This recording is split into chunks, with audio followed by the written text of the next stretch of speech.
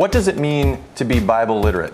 Is it simply being able to say you've read the Bible cover to cover, or can quote scripture at will, or is there more to knowing the Bible? Let's meet Mitch Martin, a junior at Naperville High School, and Rachel Nelson, a senior at Naqua Valley High School, to hear what they've learned about the Bible in their youth group at Knox Presbyterian Church in Naperville. We also welcome Reverend Robert Thomas Queering, Knox Associate Pastor for Youth and Youth Adult Ministries. Welcome to you all. Thank you for being here. Oh, thanks for having us. Reverend, can you start us off with what is Bible literacy? What does it mean in your community of faith?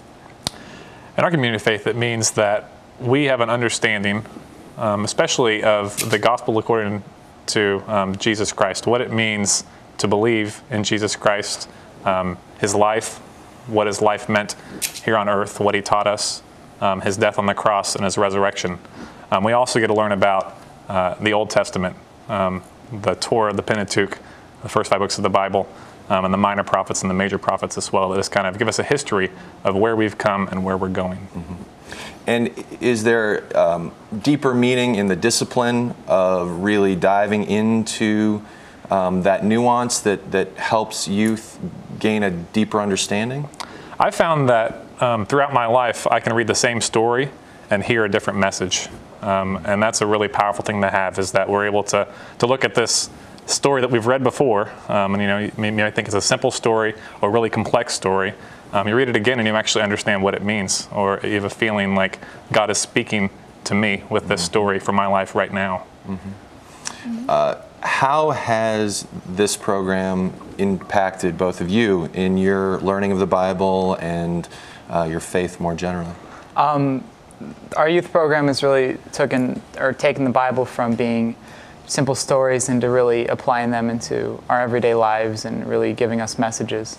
Mm-hmm. Rachel? I see how the Bible stories that we read are played out in my high school or in the church group itself. So I see how God works through the Bible as well as my everyday life. Mm-hmm. Robert, how much of Bible literacy is rote memorization?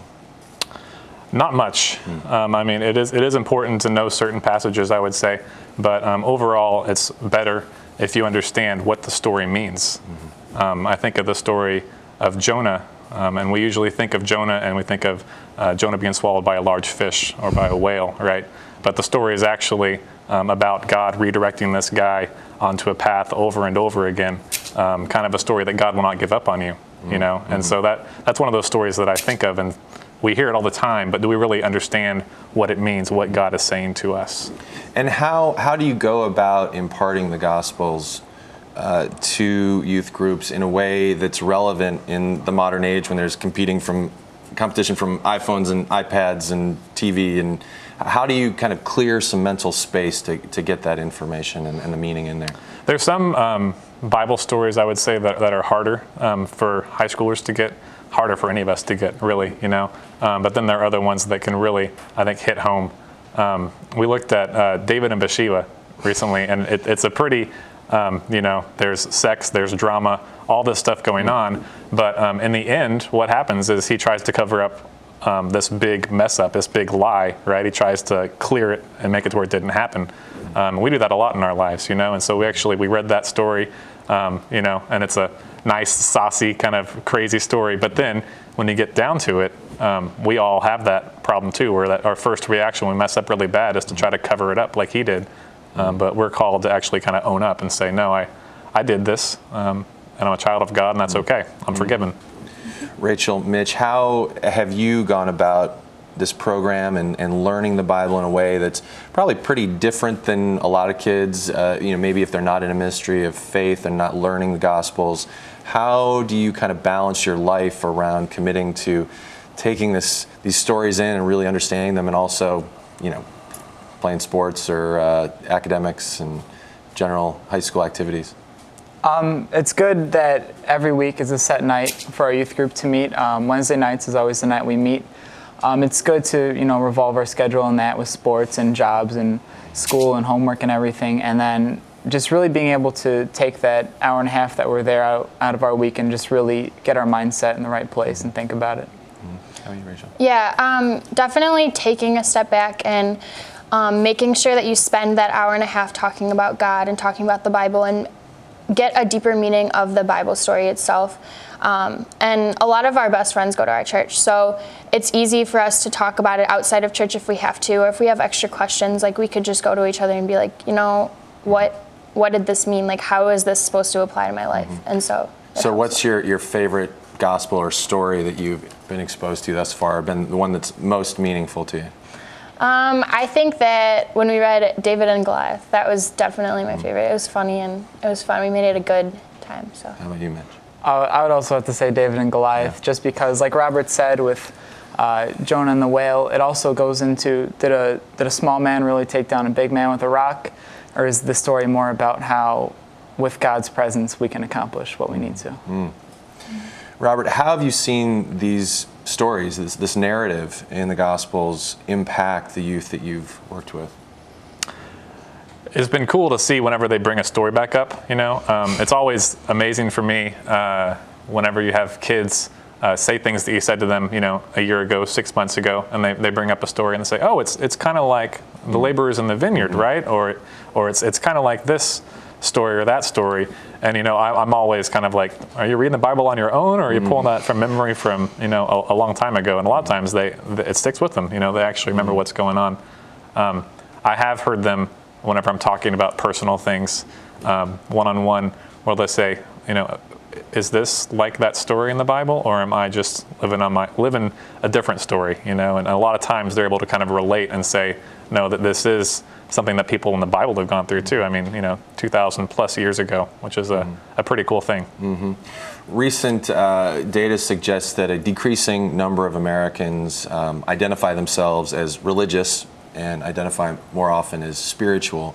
How has your religion specifically affected your spirituality? How do you kind of see, as young people, your faith kind of fitting with changing American values and keeping some of the things that have been most meaningful to us and embracing other forms of spirituality? How are you seeing that as you move through your lives? Well, it is really difficult to, you know, see how the Bible wants us to live, and you know, how we live today, really apply that. But I think there are definitely ways where you can interpret the Bible of how you need it to be, and it can really help you in times when you need it. I think that a lot of people can see their religion as restricting on their life, and I think I've definitely based my religion off of my relationship with God. And the Bible has just given me kind of guidelines or inspiration of how I want to carry out my life and how I want God to be in my life. And it's just given me a better view of how I can be God's hands and feet and help people around the world just based on one book. Robert, you've gotten a multinational view of this with your work in Kenya. Can you tell us about that work, and how was your work impacted by that with the youth back here? Yeah, I spent a year in Kenya in 08 and 09 with the Young Adult Volunteer Program, Presbyterian Church, and I was a high school teacher, but also worked with the group and we went to churches weekly. And a few times I was at like week-long revivals, and all the sermons would be in Swahili, which I somewhat understood. And so the only appropriate thing to do, besides sitting there and listening to what I didn't understand, was to read my Bible. And so I sat there and I read and became more Bible literate in terms of actually knowing the stories than I had in seminary or in college. And so it was really cool to see some stories from a different perspective, especially when you're in a different culture, you know, and reading it and just thinking like, well, I've been looking at this through kind of an American mindset, and seeing it whenever you're the lone American, you know, for about 100 miles was a pretty cool way to look at Scripture. Sometimes frustrating, but really cool. Thank you, Reverend Queering, Rachel, Mitch. I'm Bo River. For Different Drummers and the Greater Chicago Broadcast Ministries, keep the faith.